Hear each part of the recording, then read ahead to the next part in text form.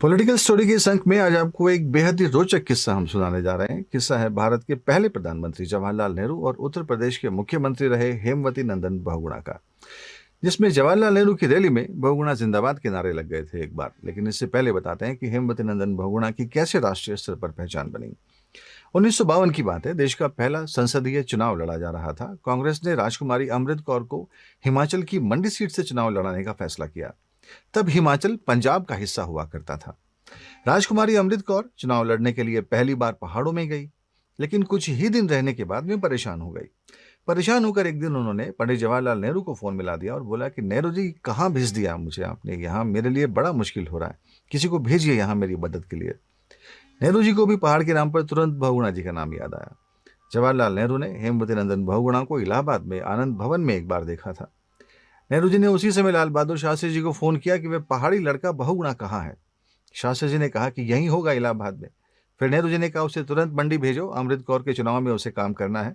लेकिन बहुगुणा जी ने इससे पहले कभी मंडी का नाम तक नहीं सुना था। अब नेहरू जी की नजरों में हिमालय के पहाड़ हों या फिर यूपी के पहाड़, सब पहाड़ एक जैसे थे।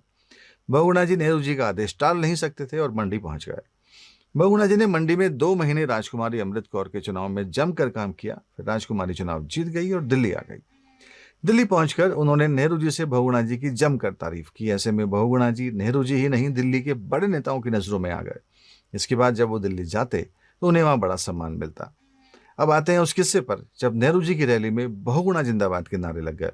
1951 की बात है। जवाहरलाल नेहरू कांग्रेस के राष्ट्रीय अध्यक्ष बने थे। अध्यक्ष बनने के बाद उन्हें इलाहाबाद जाना था। तब लाल बहादुर शास्त्री चाहते थे कि नेहरू जी के स्वागत में एक विशाल रैली की जाए। शास्त्री जी ने बहुगुणा जी को बुलाया। तब बहुगुणा जी छात्र नेता हुआ करते थे। शास्त्री जी ने अपनी बात रखकर बहुगुणा जी को सारी जिम्मेदारी सौंप दी।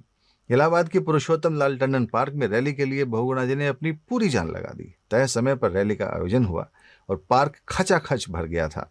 लेकिन भीड़ इतनी थी कि किसी ने बहुगुणा जी को मंच पर नहीं जाने दिया। बहुगुणा जी भी भीड़ में पीछे चले गए और आराम से चाट खाने लगे।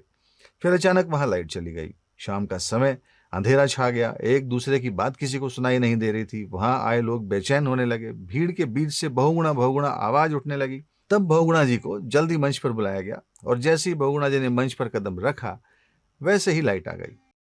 लाइट आते ही नेहरू जी की मौजूदगी में नारा लगा, बहुगुणा जिंदाबाद।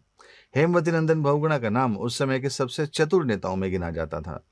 कहा यह भी जाता है कि नेहरू जी की रैली में बहुगुणा जी ने ही बत्ती गुल करवाई थी।